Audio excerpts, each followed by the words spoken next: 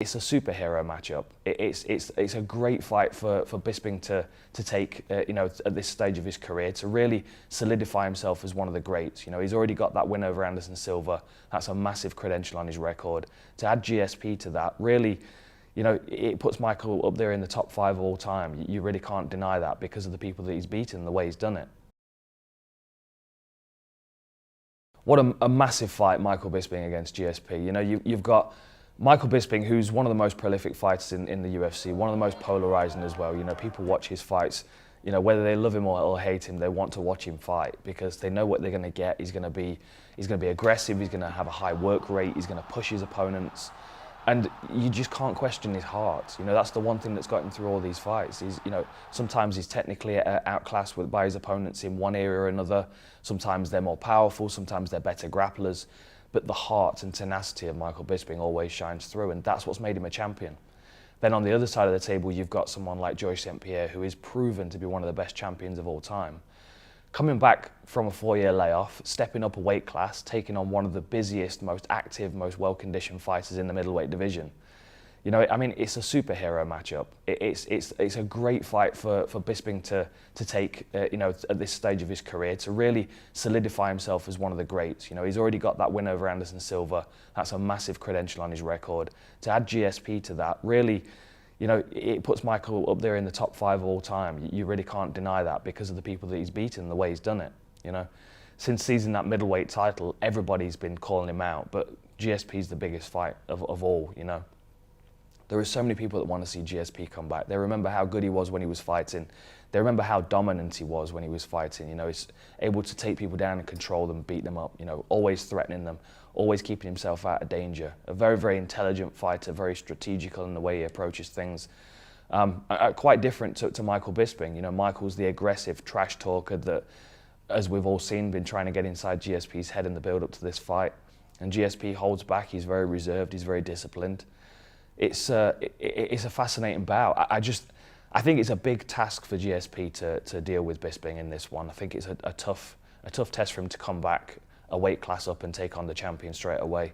Michael's going to be able to keep a pace on him, and I can see GSP trying to take Michael down and control him for a couple of rounds, but to hold Michael down is very difficult to do, even for light heavyweights like Rashad Evans at the time. So it's a tough test for GSP, but he wants the fights that remind people how great he is, and if he beats Bisping, he'll get that respect. I think the weight jump is going to be an issue for GSP. He's always been a strong welterweight, but he was never particularly a big welterweight. In comparison to some of the other guys I fought, I remember thinking GSP's fairly small in comparison.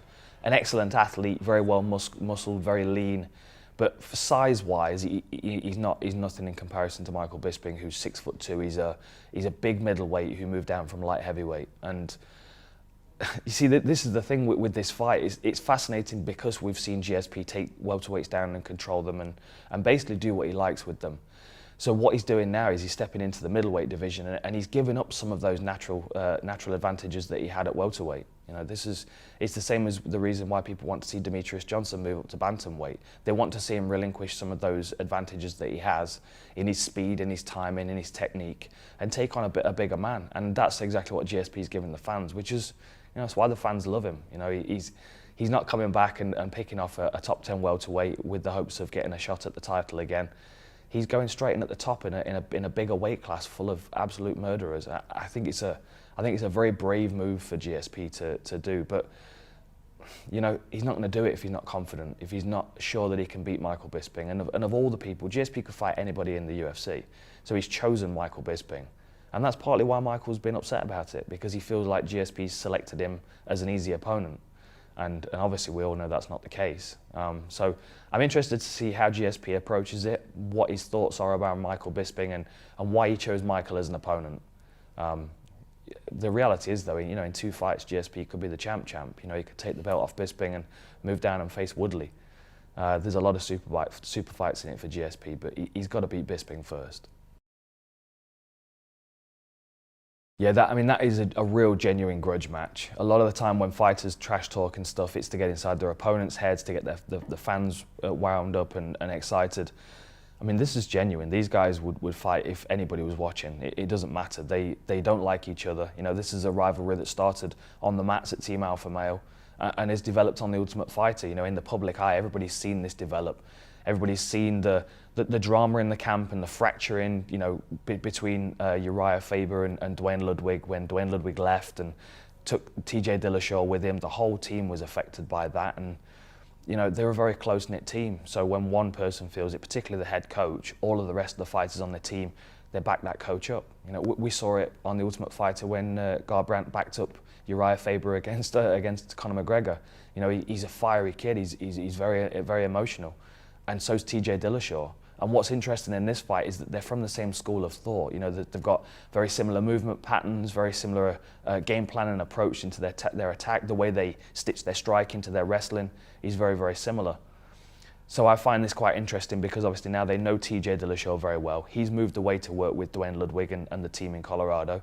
So they're now looking back at the Team Alpha Male guys and saying, how do we reverse engineer their game plan and beat them? And Cody Garbrandt is, you know, back at Team Alpha Male with all of his coaches around him, knowing TJ Dillashaw as a training partner and as a friend, and now looking at, you know, what do we do to beat him? What could he have potentially changed that would cause us problems? And, you know, how do we prepare Cody Garbrandt to beat him and to kind of, you know, reclaim the credibility of the gym, having lost TJ Dillashaw? I think managing the emotion is going to be a real challenge for both of them. I felt like Cody Garbrandt he's a very emotional fighter. He was very emotional going into the Dominic Cruz fight, but he handled that so well. You know, he was calm. He was collected in the fight. He didn't take any unnecessary risks, and he outclassed one of the best in that division that we've ever seen. I mean, Dominic Cruz is, you know, he ran circles around Uriah Faber twice. He did the same thing to DJ Dillashaw, and I think that Cody's got a slight advantage because he was able to sit octagon side and watch TJ Dillashaw chase Dominic Cruz around the octagon and not get the belt. You know, it was an interesting learning experience for both of them, but the difference is that Dillashaw was in there experiencing it and losing his belt in the process, and Garbrandt was on the outside watching and taking notes and thinking, okay, I'm going to beat Dominic Cruz next, how do I do it? And now he's going to look at TJ Dillashaw and do the same thing. It's fascinating because of how well they know each other and the storyline, the foundation that, you know, that serves as a base for this one. I think a lot of things have changed around Cody Garbrandt, you know, with his relationship and him, you know, soon to be a father and all those kind of things. But I think he realizes that everything hinges on this win. I think he knows that no matter what happens in his future, it's going to be affected massively by this next fight. You know, whether he continues on as the champion and defends the belt and, you know, possibly looks at moving up or down a weight class for a super fight. All of those things are on the table right now, but if he loses to TJ Dillashaw, all those opportunities cross over to the other side. And, you know, especially given the fact that, you know, now he's going to be a father, he knows that, that's in the back of his mind. That's an added motivation for him to, you know, to really solidify himself as the champion, set him up for the future. You know, TJ Dillashaw's coming in with, you know, with a bee in his bonnet. He wants to prove that his decision to move away from Team Alpha Male was the right thing to do. I don't necessarily think he did it because he doesn't like the Team Alpha Male guys. I think if he could have left on good terms, he would have done. But the decision ultimately was his to, you know, for the best of his career. And we sometimes forget, especially when teams get so tightly knit like the Alpha Male guys, we forget this is an individual sport.